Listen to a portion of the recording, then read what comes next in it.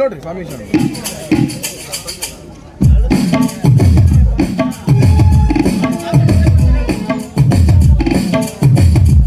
ಸ್ವಾಮಿ ಶರಣಯ್ಯಪ್ಪ. ಸ್ವಾಮಿ ಅಯ್ಯಪ್ಪ, ಈ ಹಲೋ ಜನವರಿ 2ನೇ ತಾರೀಕು ಮಹಾಪೂಜೆ ಮಾಡೋದಕ್ಕೆ ಕಾರಣ ನಮ್ಮ ಮೋಹನ್ ಗುರುಸ್ವಾಮಿಗಳು ಇಲ್ಲಿ ಬರ್ಬೇಕಾದ್ರೆ ಕಾರಣ ಯಾರಂದ್ರೆ, ನಿಜವಾಗ್ಲೂ ಹೇಳ್ಬೇಕಂದ್ರೆ ನಮ್ಮ ಎಂಕಣ ಗುರುಸ್ವಾಮಿಗಳು. ನಾವು ಹೋಗಿ ಕೇಳಿದ್ವಿ, ನಾವು ಎಂಕಣ ಗುರುಸ್ವಾಮಿಗಳು ಶಿಷ್ಯಂದ್ರ ಗುರುಗಳೇ ನಮ್ಗೊಂದು ಡೇಟ್ ಕೊಡಿ, ನೀವು ಕೊಡ್ಲೇಬೇಕು ನಮ್ಗೆ ಅಂದಾಗ, ನೀವು ಕುಂದ್ರೆ ಅಯ್ಯಪ್ಪನ ಬೇಡಿಕೊಂಡ್ರೆ ನನಗೆ ಒಂದು ಏನಾದರೂ ತಿಳಿದ್ರೆ ನಾನು ಡೇಟ್ ಕೊಡ್ತೀನಿ ಅಂದ್ರು. ನಾವು ಮಧ್ಯಾಹ್ನದವರೆಗೆ ಕುಂತು ಅಯ್ಯಪ್ಪ ಹೆಂಗ್ರಿ ಏನ್ರಿ ಮತ್ತೆ ಹೆಂಗ ನೀವು ಅನುಕೂಲ ಮಾಡಿಕೊಟ್ರೆ ನಮ್ಗೆ ಒಂದು ಡೇಟ್ ಕೊಟ್ರೆ ನಾವು ಮಾಡ್ತೀವಿ ಅಂತ ಹೇಳಿದ್ವಿ. ಗುರುಗಳು ಒಂದೇ ಮಾತು ಹೇಳಿದ್ರು, ಅಯ್ಯಪ್ಪ ಒಂದು 16ನೇ ತಾರೀಕು ಕಾಲಿದೆ, ಒಂದು 2ನೇ ತಾರೀಕು ಕಾಲಿದೆ, ನೀವು ಯಾವಾಗಾದ್ರೂ ಮಾಡ್ರಿ ಅಂತಂದ್ರು. ಇಲ್ಲ ಅಯ್ಯಪ್ಪ ನಮ್ಗೆ 16ಕ್ಕೆ ಆಗಲ್ಲ, 2ನೇ ತಾರೀಕಿಗೆ ಕೊಡ್ರಿ ಅಂತಂದ್ವಿ. 2ನೇ ತಾರೀಕಿಗೆ ಆ ಡೇಟ್ ಸಿಗೋದಕ್ಕೆ ಕಾರಣ ಅಂದ್ರೆ ಎಂಕಣ ಗುರುಸ್ವಾಮಿಗಳು. ನಾವಿವತ್ತು ಅವ್ರಿಗೆ ಸ್ವರ್ಗದಲ್ಲಿದ್ರು ಕೂಡ ನಾವು ಅವ್ರನ್ನ ನೆನೆಸ್ತೀವಿ. ಇಲ್ಲಿ ಮೋಹನ್ ಗುರುಸ್ವಾಮಿ ಅವರು ಬರೋದಕ್ಕೆ 2 ಸಲ ಕಾರಣ ಆದ್ರೂ ಎಂಕಣ ಗುರುಸ್ವಾಮಿಗಳು ಲಾಸ್ಟ್ ಟೈಮ್ ಇದ್ರು ಆನೆ ನಂಬರ್ ಇದ್ದಾಗ ಅವಾಗೂ ಕೂಡ ಎಂಕಣ ಗುರುಸ್ವಾಮಿಗಳು ಬಹಳ ಸಾಹಸ ಮಾಡಿ ಹುಬ್ಳಿಗೆ ಹೋಗಿ ಶಬರಿನಗರ ಸನ್ನಿಧಾನದಲ್ಲಿ ಕುಂತ್ಕೊಂಡು ಅವತ್ತು ಕೂಡ ನಾವು ಆನೆ ಮೇಲೆ ಅಂಬಾರಿ ಮಾಡ್ತಾ ಇದ್ದೀವಿ. ಗುರುಗಳೇ 18ನೇ ವರ್ಷದ ಗುರುಗಳಿಗೆ ಒಂದು ಗುರುವಂದನೆ ಕಾರ್ಯಕ್ರಮ ಇರುತ್ತದೆ. ಮತ್ತೆ ನೀವು ಒಂದು ಡೇಟ್ ಕೊಡ್ರಿ ಅಂತ ಕೇಳಿದಾಗ ಕೂಡ ಎಂಕಣ ಗುರುಸ್ವಾಮಿಗಳು ಪ್ರಥಮ ಬಾರಿಗೆ ನಮ್ಮ ಕೊಪ್ಪಳ ತಾಲೂಕಿಗೆ ಎಂಕಣ ಗುರುಸ್ವಾಮಿಗಳು ಕರ್ಕೊಂಡ್ ಬಂದಿದ್ದ ಅಂದ್ರೆ ಅದು ಗಿಡಿಗೇರಿ ಗ್ರಾಮಕ್ಕೆ ಮಾತ್ರ ಅಂತ ನಾವು ಹೇಳೋದಕ್ಕೆ ಇಷ್ಟಪಡ್ತೀವಿ ಸ್ವಾಮಿ. ಯಾಕಂದ್ರೆ ಎಂಕಣ ಗುರುಸ್ವಾಮಿಗಳು ಇವತ್ತು ಸ್ವರ್ಗದಲ್ಲಿ ಇದ್ರೂ ಅವರಿಗೆ ನಾವು ಒಂದು ಚಿರುರುಣೆ ಆಗಿರ್ತೀವಿ ಅಂತಂದ್ರೆ ನಾವು ಕೇಳ್ಕೊಳ್ತಾ ಇದ್ದೇವೆ. ಸ್ವಾಮಿ ಶರಣಯ್ಯಪ್ಪ.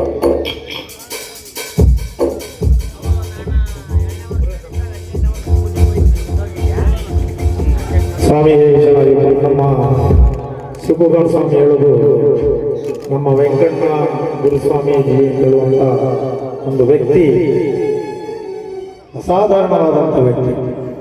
ಎಂಥ ಭಕ್ತಿಯ ಪರಾಕಾಷ್ಠೆಯಿಂದ ಮೆರೆಯುತ್ತಿದ್ದಂಥ ಒಂದು ವ್ಯಕ್ತಿ ಸಡನ್ ಅನ್ನನಾಳದ ಕ್ಯಾನ್ಸರ್ ಆಗಿ ಅವ್ರು ತಿಳ್ಕೊಳ್ಬೇಕಾದ್ರೂ ಮನೆಯಲ್ಲಿ ನನ್ನ ಗುರುಸ್ವಾಮಿ ಬಂದು ಅವ್ರು ಎಲ್ಲಿ ಉಳ್ತಾರೆ ಅಲ್ಲಿ ನನ್ನ ಹೂಳಿಗೆ ಕೇಳಿ ಹೋದಂತ ವ್ಯಕ್ತಿ ನಮ್ಮ ವೆಂಕಣ್ಣ ಗುರುಸ್ವಾಮಿ. ಅವತ್ತು ನಾವು ಬಿಟ್ಟಿಲ್ಲ, ಬೆಳಿಗ್ಗೆನೆ 6 ಗಂಟೆಗೆ ಸೀದಾ ಕೊಪ್ಪಳಕ್ಕೆ ಬಂದು ಅವರನ್ನ ಸಮಾಧಿ ಮಾಡಿ ಅವರ ಆತ್ಮಕ್ಕೆ ಶಾಂತಿಯನ್ನು ಕೊಟ್ಟು ಮತ್ತೆ ರಿಟರ್ನ್ ಮಾಡಿ ನಾನು ತಾತಯ್ಯಗಳು. ಯಾಕೆಂದ್ರೆ ಅಂಥ ಗುರುಸ್ವಾಮಿ ಸಿಗೋದು ಬಹಳ ಕಷ್ಟ.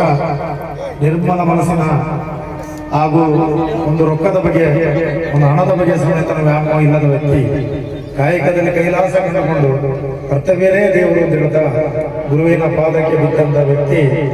ಯಾಕೆಂದ್ರೆ ಈಗಿನ ಕಾಲದಲ್ಲಿ ಒಳ್ಳೆಯವರಿಗೆ ಬೇಗ ಭಗವಂತ ತಗೊಳ್ತಾನೆ. ಧರ್ಮ ಎಲ್ಲಿ ಧರ್ಮ ಇರುತ್ತೋ ಅಲ್ಲಿ ಬಹಳ ಕಷ್ಟಕರವಾದಂಥ ವಿಷಯಗಳು. ಯಾಕೆಂತಂದ್ರೆ ಅವರು ಭಗವಂತನ ಸಂಗಾತಿಯಾಗಿ ಹೋಗ್ತಾರೆ, ಆತ್ಮ ಪರಮಾತ್ಮನಾಗಿ ಹೋಗುವಂಥದ್ದು. ಹಾಗಾಗಿ ಧರ್ಮೋ ರಕ್ಷತಿ ರಕ್ಷಿತ, ಕರ್ಮೋ ರಕ್ಷತಿ ರಕ್ಷಿತ ಅಂತ ಹೇಳ್ತೀವಿ. ಯಾಕೆಂತಂದ್ರೆ ಧರ್ಮ ಯಾವತ್ತೂ ಸೋಲೋದಿಲ್ಲ.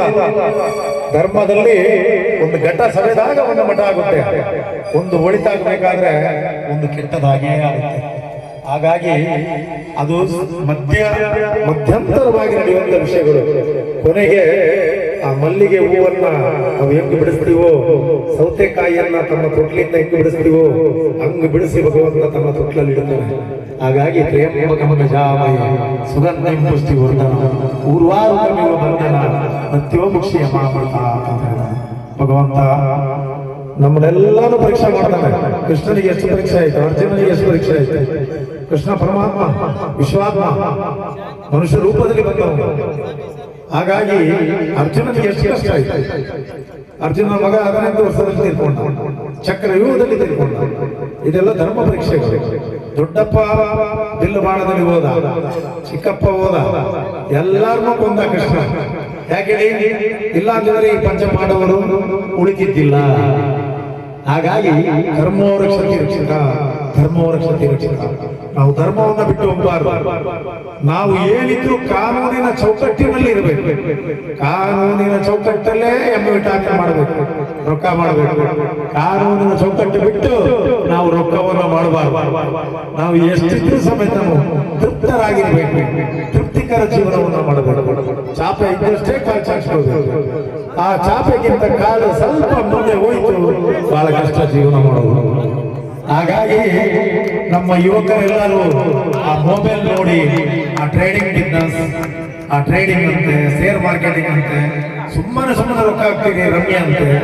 ದಯವಿಟ್ಟು ತಂದೆ ತಾಯಿಗೆ ತೊಂದರೆ ಕೊಡಬೇಡ್ರಿ.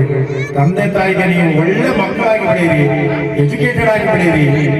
ನೀವು ಎಜುಕೇಟೆಡ್ ಆದ್ರೆ ಈಗ ನೋಡಿ ಇಂಡಿಯಾ 4ನೇ ಸ್ಥಾನಕ್ಕೆ ತಗೊಂಡ್ರೆ, 4ನೇ ಸ್ಥಾನದಲ್ಲಿದೆ. ಇನ್ನೂ 3-5 ವರ್ಷ ಹೋದ್ರೆ ನಮ್ಮ GDP ಲೆವೆಲ್ 3ನೇ ಸ್ಥಾನಕ್ಕೆ ಬರುತ್ತೆ. ಹಾಗಾಗಿ ನಮ್ಮ ಅಯ್ಯಪ್ಪ ಸ್ವಾಮಿಗಳು ಸಮೇತ ಜಾಸ್ತಿಯಾಗಿ ಅವರ ವ್ಯಸನ ಮುಕ್ತರಾಗಿ ಈ ಇಂಡಿಯಾವನ್ನ 1ನೇ ಸ್ಥಾನಕ್ಕೆ ತರಬೇಕು. ಹಾಗಾಗಿ ಯುವ ಶಕ್ತಿ ಅಯ್ಯಪ್ಪನ ಮಾಲಾಧಾರಣೆ ಬಹಳ ಮಾಡಬೇಕು, ಧ್ಯಾನವೂ ಮಾಡಬೇಕು, ಬಲಿಷ್ಠರಾಗಬೇಕು. ಕಾಯಕದಲ್ಲಿ ಕೈಲಾಸ ಕಂಡು ನಮ್ಮ ಹಿಂದೂ ಸಂಸ್ಕೃತಿಯನ್ನು ಉಳಿಸಿ ಬೆಳೆಸಿ ಅಳಿಸದೆ ಆ ಪರಮಾತ್ಮನ ಚೇತನ ಶಕ್ತಿಯಿಂದ ಚೈತನ್ಯವನ್ನು ಪಡಿಕೊಳ್ತಾ ನಮ್ಮ ಗಿರಣಿ ಗ್ರಾಮದಲ್ಲಿ ಏನು ಕಲೆಯಲ್ಲಿ ನೀವು ನಂಬರ್ 1 ಇದ್ದೀರಾ. ಇದು ಹೆಂಗ್ ಗೊತ್ತಾಯ್ತು ಅಂತ ಹೇಳಿದ್ರೆ, ನನಗೆ ಒಂದು ಸೀಟ್ ಕೊಟ್ಟಿದ್ರು 12 ವರ್ಷ ಹಿಂದ್ಗಡೆ. ಅದನ್ನ ಮೊನ್ನೆ ಇವರು ಗಿಣಿಗೇರಿಯಲ್ಲಿ ಬರ್ತಿಲ್ಲ ಅಂತ ತಿಳ್ಕೊಂಡು ಡೇಟ್ ಕೊಟ್ಟಾಗ ಆ ಸೀಟ್ ನೋಡದೆ ಎಂತ ಕಲೆ ಇರ್ತದೆ. ಆಮೇಲೆ ಗೂಗಲ್ ಅಲ್ಲಿ ಪರೀಕ್ಷೆ ಮಾಡಬೇಕು. ಇದೊಂದು ಕಲೆಯ ಗ್ರಾಮ, ದೊಡ್ಡ ಕಲೆಯ ಬೀಡು, ಕುಶಲಕರ್ಮಿಗಳ ನಾಡು. ಇದು ಖುಷಿ ಆಯ್ತು. ಹಾಗಾಗಿ ಒಂದು ಪದ ಫಸ್ಟ್ ಅಲ್ಲೇ ಸುಬ್ಬು ಸ್ವಾಮಿ ಶರಣಯ್ಯಪ್ಪ, ಇದು ಕೊನೆಯ ಬರೀ ಒಂದು ಪಲ್ಲವಿ ಆಡಿ ನಾನು ಶಿವಕುಮಾರ್ ಸ್ವಾಮೀಜಿ ಹಿಂಗೆ ನಡ್ಕೊಂಡು ಹೋಗ್ಬಿಡ್ತೀವಿ. ಎಲ್ಲ ಗುರುಗಳಿಗೂ ನಮಸ್ಕಾರ, ಎಲ್ಲ ಗುರುಗಳ ನಮಸ್ಕಾರ. ಬಂದೇವು ಗಿಣಿಗೇರಿ ಗ್ರಾಮಕ್ಕೆ, ಬಂದೇವು ಗಿಣಿಗೇರಿ ಗ್ರಾಮಕ್ಕೆ.